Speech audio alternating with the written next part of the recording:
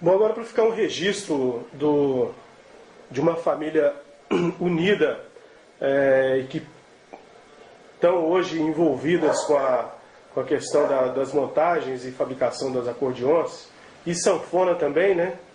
E também concertina. Temos aqui a imagem do Sandrinho, que está ao lado do seu pai, o senhor Gentil, né? E a esposa, Dona Elzi. E o nosso objetivo é saber com o senhor Gentil, né, qual é o que o senhor tem a dizer do tempo que veio passando, de quando começou essa vontade de trabalhar com concertina, com sanfona e com acordeon.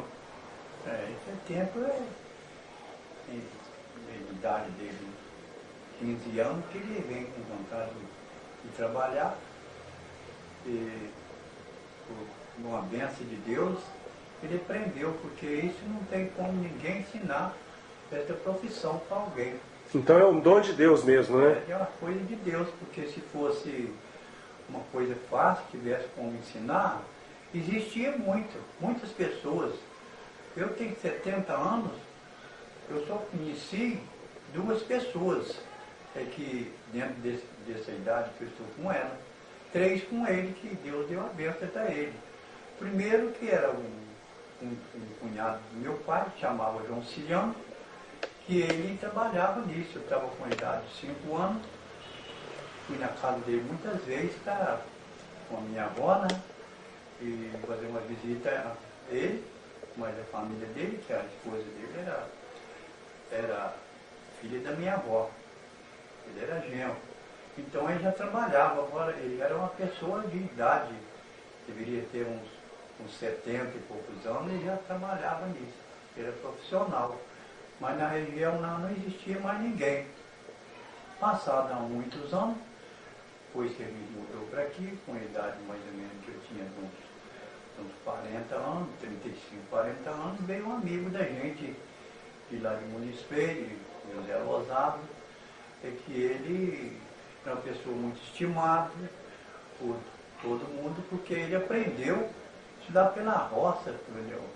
Não tinha ninguém para ensinar, mas como ele era um lavrador, ele tinha vontade de deixar de trabalhar na roça, e Deus deu inteligência para ele.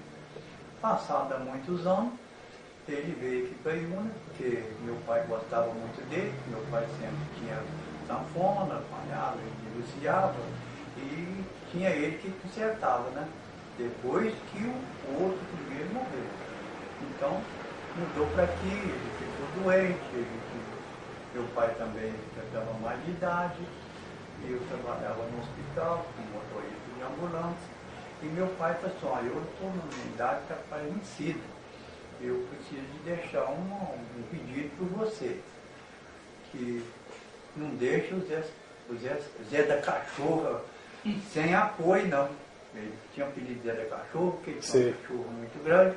Quando ele tocava, a cachorra... Dançava não, né? Era uivava, né? Ah, uivava!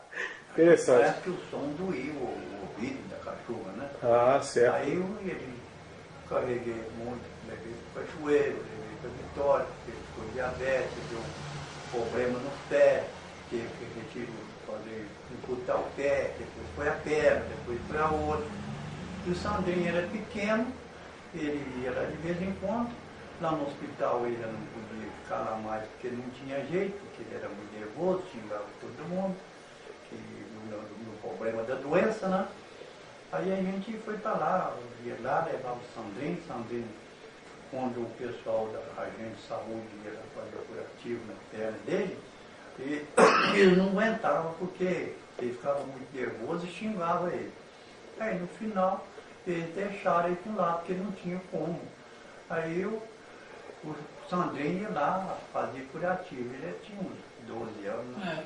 Ele fazia curativo nele. Mas como as coisas foram piorando, aí tinha o Carioca, que trabalhava lá no hospital com a gente, trabalhava no funerário.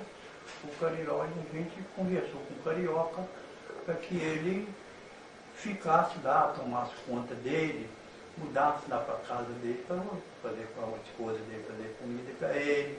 que o Carioca tinha muita paciência, uma pessoa muito boa. Aí o Carioca foi tomar conta dele até o final da vida dele. Depois que ele faleceu, a gente comunicou com os pais dele que moravam no Cachoeiro. Eles vieram aqui no dia do velório, né? E aí passou o Carioca. Pagar ele não ia pagar, né? Ele tinha uma casinha, um barraco lá em cima. Aí todo mundo desistiu daquele Carioca, pelaquela bondade que ele teve e caridade, né? Aí o Carioca tomou conta dele até no final. A gente gostava muito do Carioca, porque ele trabalhava no hospital, ele tinha problema de barriga d'água, sabe? E a gente carregou ele para o hospital também, mas por bênção de Deus, foi ter um coração bom, aquilo desapareceu do corpo dele.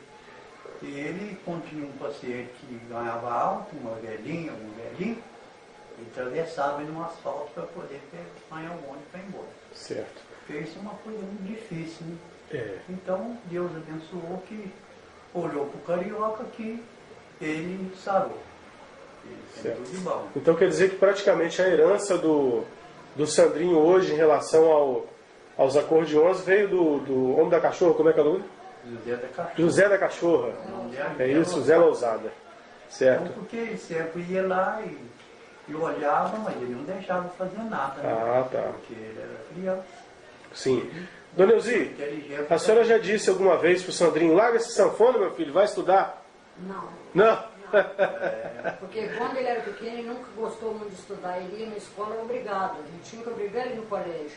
Ah, certo. Aí depois, quando está na quinta série, ele falou que não ia estudar mais, ele já estava grande, não estudou mais mesmo. Uhum. Aí entrou na prefeitura, fez concurso público, trabalhou de operador de máquina 8 anos e falava assim para mim, trabalhava durante o dia, mexia com a sanfona durante a noite.